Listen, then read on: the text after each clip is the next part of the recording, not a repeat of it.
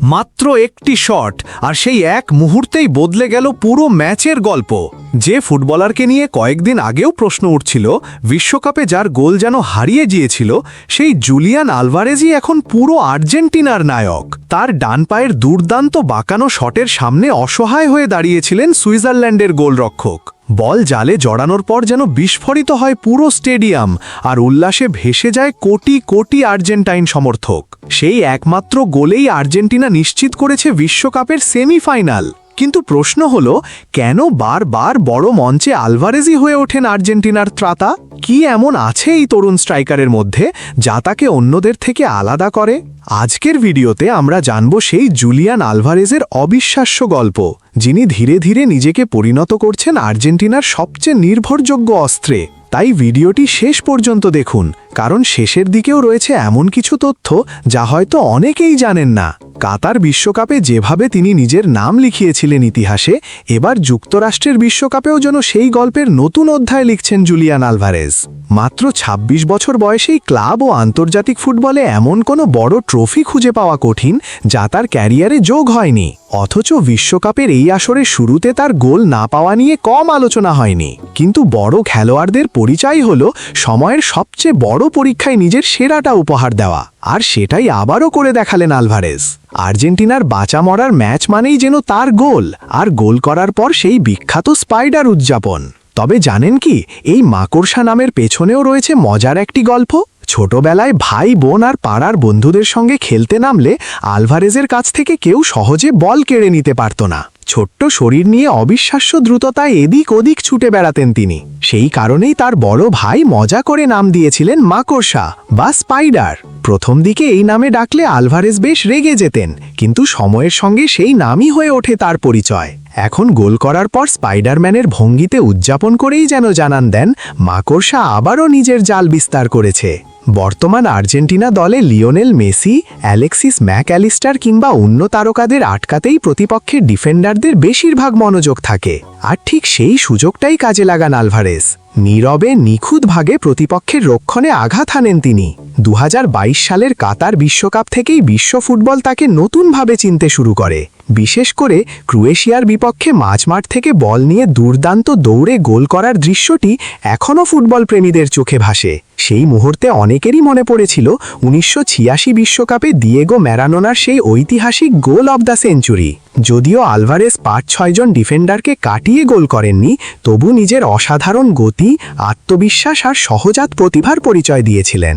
ছোটবেলা থেকেই লিওনেল মেসিকে নিজের আদর্শ হিসেবে অনুসরণ করেছেন তিনি। আর আজ সেই মেসির পাশেই দাঁড়িয়ে বিশ্বকাপে আর্জেন্টিনার আক্রমণের অন্যতম বড় ভরসা হয়ে উঠেছেন। সার্জিও আগুয়েরোর বিদায়ের পর দীর্ঘদিন ধরে একজন প্রকৃত স্ট্রাইকারের অভাবে ভুগেছে আর্জেন্টিনা। গঞ্জালো হিগুয়েনের মিস করা সুযোগগুলো এখনও সমর্থকদের কষ্ট দেয়। প্রায় এক দশক ধরে একজন নির্ভরযোগ্য গোলদাতার খোঁজে ছিল আকাশী সাদা শিবির। সেই অপেক্ষার অবসান ঘটিয়েছেন যেন জুলিয়ান আলভারেজ। তবে ভাগ্যেরও এখানে একটি বড় ভূমিকা রয়েছে, কারণ লাউতারো মার্টিনেজ যদি কাতার বিশ্বকাপে নিজের সেরা ফর্ম ধরে রাখতে পারতেন, তাহলে হয়তো আলভারেজ এত দ্রুত সুযোগই পেতেন না। বাছাই পর্বে দুর্দান্ত খেললেও মূল বিশ্বকাপে এসে একের পর এক সুযোগ নষ্ট করেন লাউতারো। বিশেষ করে অস্ট্রেলিয়ার বিপক্ষে তার একাধিক গোল মিস আর্জেন্টিনা শিবিরে উদ্বেগ তৈরি করেছিল। তখনই কঠিন সিদ্ধান্ত নেন কোচ লিওনেল স্কালোনি। তিনি আস্থা রাখেন তরুণ জুলিয়ান আলভারেজের ওপর, আর সেই সিদ্ধান্তই বদলে দেয় আর্জেন্টিনার ভাগ্য। সুযোগ পেয়েই নিজের সামর্থ্যের শতভাগ উজাড় করে দেন আলভারেজ। বিশ্বকাপে শুরু থেকেই গোল, দুর্দান্ত প্রেসিং, অবিরাম দৌড় আর প্রতিপক্ষের ডিফেন্ডারদের ওপর নিরন্তর চাপ সৃষ্টি করে তিনি হয়ে ওঠেন দলের অপরিহার্য সদস্য। শুধু গোল করাই নয়, আধুনিক ফুটবলে একজন স্ট্রাইকারের যে পরিশ্রম প্রয়োজন তার প্রতিটি দিকেই আলভারেজ অসাধারণ। লিওনেল মেসির বয়স ও শারীরিক সীমাবদ্ধতার কারণে তিনি আগের মতো পুরো ম্যাচ জুড়ে হাই প্রেসিং করতে পারেন না, কিন্তু আলভারেজ যেন সেই ঘাটতি একাই পূরণ করেন। প্রতিপক্ষের ডিফেন্ডারদের নিঃশ্বাস ফেলার সুযোগ না দিয়ে বল কেড়ে নেওয়া, দ্রুত আক্রমণ গড়ে তোলা আর ছোট্ট একটি ফাঁক পেলেই গোলের সুযোগ তৈরি করা, এসবই এখন তার স্বভাবসিদ্ধ বৈশিষ্ট্য। ডি বক্সের ভেতরে হোক কিংবা বাইরে, সামান্য একটু জায়গাই যথেষ্ট তার জন্য। আলভারেজের ব্যক্তিগত যাত্রাটাও কম অনুপ্রেরণাদায়ক নয়।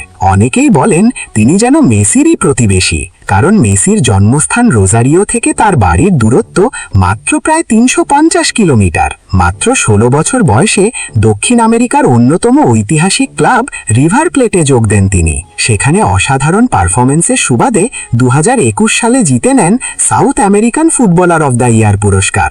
একই বছরের ৩ জুন আর্জেন্টিনা জাতীয় দলে তার অভিষেক ঘটে। এরপর ২০২২ সালে প্রায় ১৪.১ মিলিয়ন পাউন্ডে যোগ দেন পেপ গার্ডিওলার ম্যানচেস্টার সিটিতে। সেখানে সম্ভাব্য প্রায় সব বড় শিরোপা জিতলেও নিয়মিত একাদশে সুযোগ সীমিত ছিল। নতুন চ্যালেঞ্জের খোঁজে তিনি পাড়ি যান দিয়েগো সিমিওনের অ্যাটলেটিকো মাদ্রিদে। শুরুতে গোলের দেখা না পেলেও ধৈর্য হারাননি। কঠোর পরিশ্রম আর মানিয়ে নেওয়ার অসাধারণ ক্ষমতার কারণেই ধীরে ধীরে নিজের সেরা ছন্দ ফিরে পান। আর আজ সেই আলভারেজই বিশ্বকাপের সবচেয়ে গুরুত্বপূর্ণ ম্যাচে আর্জেন্টিনাকে সেমিফাইনালে তুলে নায়কের আসনে বসেছেন। এখন বিশ্বকাপে আর্জেন্টিনার সামনে আর মাত্র 2টি ধাপ, ফাইনালে ওঠা আর স্বপ্নের সোনালী ট্রফি আবারও নিজের করে নেওয়া। সেই স্বপ্ন পূরণে লিওনেল মেসির পাশাপাশি পুরো আর্জেন্টিনা এখন তাকিয়ে থাকবে আর এক নীরব নায়ক জুলিয়ান আলভারেজের দিকে। কারণ ইতিহাস বারবার প্রমাণ করেছে, যখন আর্জেন্টিনার সবচেয়ে বেশি প্রয়োজন হয় তখনই স্পাইডার জুলিয়ান আলভারেজ নিজের জাল বিস্তার করে প্রতিপক্ষকে আটকে দেন আর উপহার দেন জয়ের সবচেয়ে মূল্যবান মুহূর্ত।